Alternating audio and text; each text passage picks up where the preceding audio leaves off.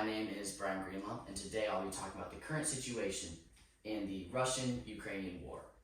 We all know about this war. It is a very hot topic right now. We all know the situation that Ukraine has found themselves in, combating the Russians.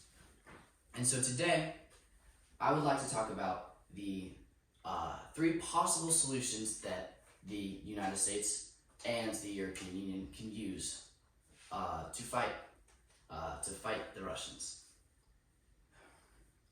The first isn't the most ethically right. It's definitely not the best option by any means, but it is sort of, if you can look at it one way, of being almost a civil war in an aspect, because Russia once controlled Ukraine and they want the territory back. Obviously, this is not the popular opinion or the right one at that, but the Wikipedia Foundation in 2002 took a Ukrainian census and they found out that 8,334,100 Ukrainians are ethnically Russian themselves. That is about roughly 20% of the Ukrainian population is ethnically Russian. And so, in a sense, one stance that the European Union and Russia and America could take is kind of turning a blind eye out of this. It would not escalate things in the slightest. However, on the contrary, it would be the fall of Ukraine. They would definitely lose to a war against Russia, and they would be exploited out of all of their natural resources and fertile ground. The second is the complete opposite. It is the Russians, or it is the Americans and the European Union getting completely involved by sending troops. This, however, escalates things dramatically. It would escalate things to the worst possible outcome, with Russia being a nuclear war.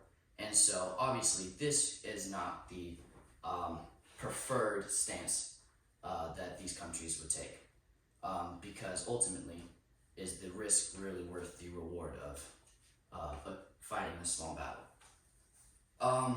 Well, not small. However, they have found a compromise. The United States, they have recordedly by Barbara Starr, CNN's said that more than 4,000 Army troops have been deployed in Eastern Europe on a temporary basis by extending their tour. This gives high morale and kind of protection for the Eastern European countries to kind of make them feel secure against Russia. However, they have also stated that the American soldiers will not be fighting the Russian troops. It is more of a publicity stunt. It's more of just show and tell, kind of. But this is a very good compromise on the situation. The last possible solution is the one that most of these countries have already taken, is supporting Ukraine through means of weaponry, ammunition, supplies, and this is very, very helpful. Paul LeBlanc from CNN has stated that at least 30 countries have provided security and assistance to Ukraine against the combating the Russian invasion. And also, we have to take into note of the countless volunteers from the other countries that have volunteered to go fight the Russians in Ukraine. And this is very, very helpful. And I think this is the right course of action, to get involved. However, on the contrary, you always have to look at the pros and cons. This does prolong the war. It's the most best way of prolonging the war without escalating it. However, the Russians are kind of escalating by proceeding.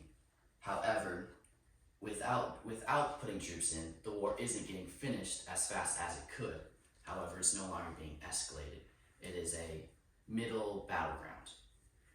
In conclusion, I would like to say that the current situation in Ukraine is very tricky and has many different variables on many different levels. However, it is a certain problem that you really have to look at the pros and the cons of each solution, because the risks are very high. and the reward should be good. Hopefully, they can effectively fight off the Russians. But that's all. Thank you for listening to my speech so much. You get it? How long? That's 5:15. Yes, sir. Was it good though? It was acceptable, and that's what counts. It was acceptable. Holy crap. What do you almost not to say?